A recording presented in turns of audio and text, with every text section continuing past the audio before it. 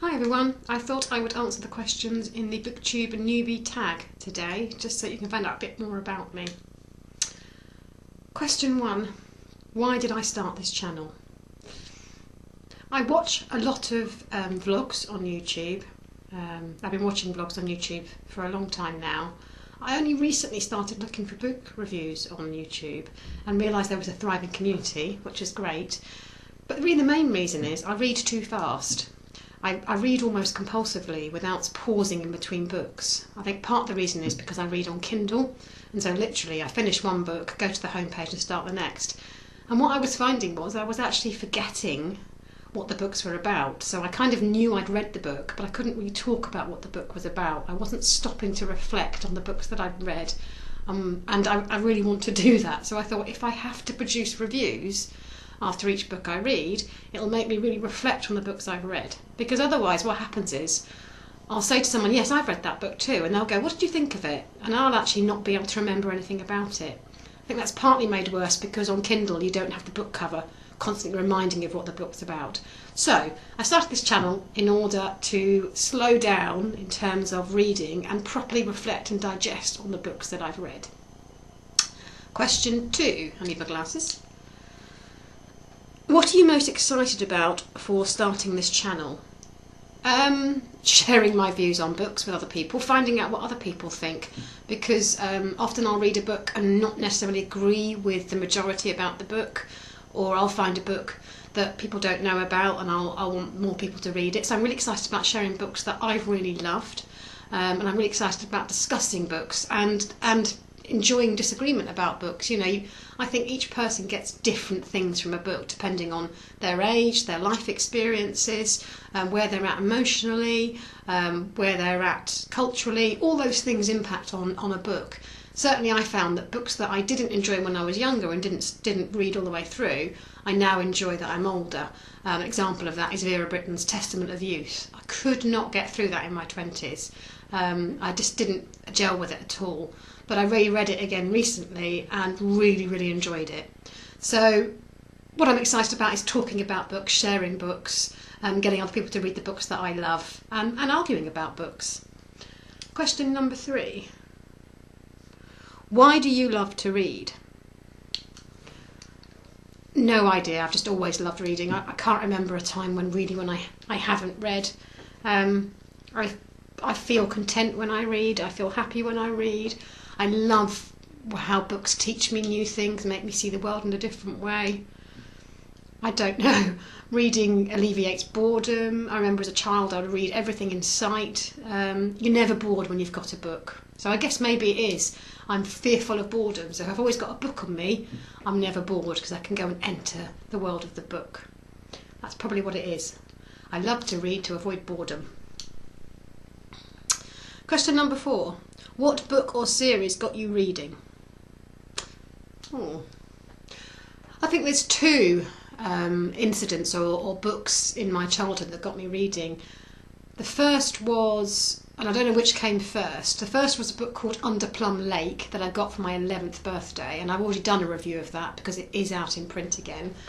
I was absolutely blown away by this book, the amazing world this book created. I remember lying on the lawn in my garden on my 11th birthday, lying under a big apple tree. It was a really hot day, it was late August, lying under a big apple tree in our garden, and lying on my back reading this book. And I think I laid there for hours reading it and was just so blown away by it. The second one relates to boredom.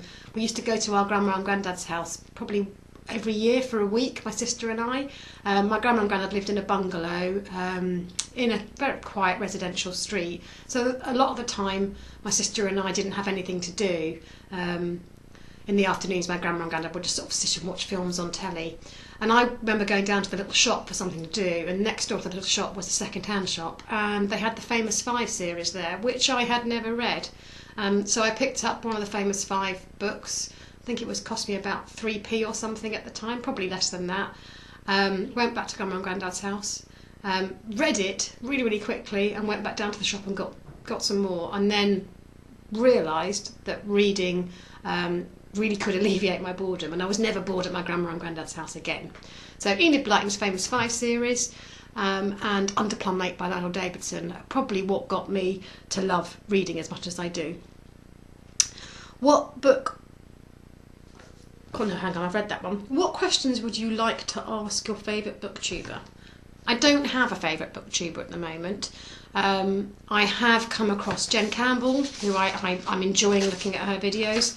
There's another lady, and she's German originally, I think it's Britta. I'm beginning to really enjoy her channel and her recommends. I think it might be because she's slightly older like me, and therefore I'm thinking maybe we've got more in common in terms of book choices. Anyway, I'm looking forward to trying out some of the books that she suggested. For example, The Housekeeper and the Professor looked really interesting, and Der Hals der Giraffe looked like another interesting book. So I'm going to be watching more of Britta's channel. What kind of challenges will be the hardest for you on BookTube?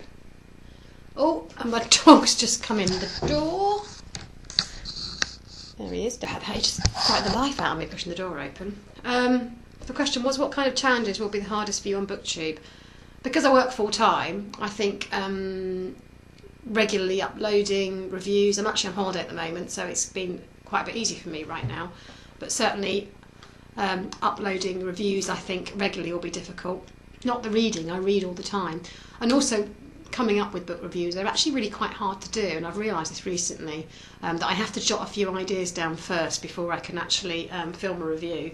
It's really hard to get your ideas down succinctly. Also, when I haven't really enjoyed a book, I don't think I'm going to enjoy talking about why I didn't enjoy a book. I've just done a review for Remainder by Tom McCarthy, which I'm kind of like that about. So I enjoyed lots of it, but also some of it was quite disappointing. And I don't like dissing authors, and I guess I really want to say on this video that if I don't like a book, it doesn't mean it's not a good book, it just means it's not right for me. And I think that's quite important to make clear. I'm not going to like every book I read, and I want to be honest about the books I read, but just because I don't like it doesn't mean somebody else doesn't like it. Next question. When did you start reading?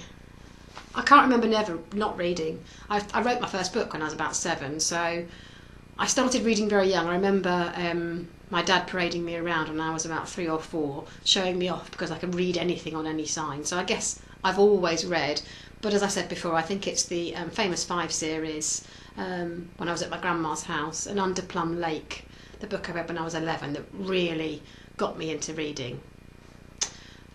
Where do you read? Everywhere and anywhere. I tend to read in the morning when I wake up if I've got time. I'll always read in the evening. I prefer reading to the television. I do like television, but I prefer reading. In the football season, my husband likes to watch football, so I read quite a lot in the evenings then. I read on trains. I'll read when I've got a spare 5 minutes. I keep my Kindle on me all the time for opportunities to read. So there isn't one place I particularly say I will read anywhere. What, is this the final one? I think it is. What type of books do you like to read? I feel like I've missed one out. Oh yes, what unique things can I bring to this channel? But let's do that one first. What kind of books do you like to read? I think my preference is contemporary fiction, dystopian fiction. I tend to avoid reading genre fiction, but I love commercial fiction that crosses into genres. So Margaret Atwood's novels cross into crime fiction, dystopia. I don't tend to read historical fiction, but having said that, I have read historical fiction and enjoyed some of it, but I don't tend to gravitate towards it. I don't tend to gravitate towards books about war or crime books, but actually I'll pretty much try anything.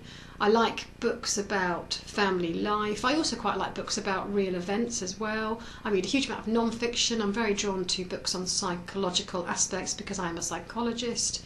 So non-fiction, I will often read books about people that have gone through some difficult circumstances. I'm just trying to think of a recent non-fiction book I've read. Brain on Fire was one about a girl that developed a weird type of encephalitis, inflammation of the brain, but no one knew what it was.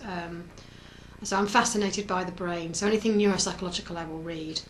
I pretty much read anything, as I say, but avoid genre fiction and don't tend to read historical.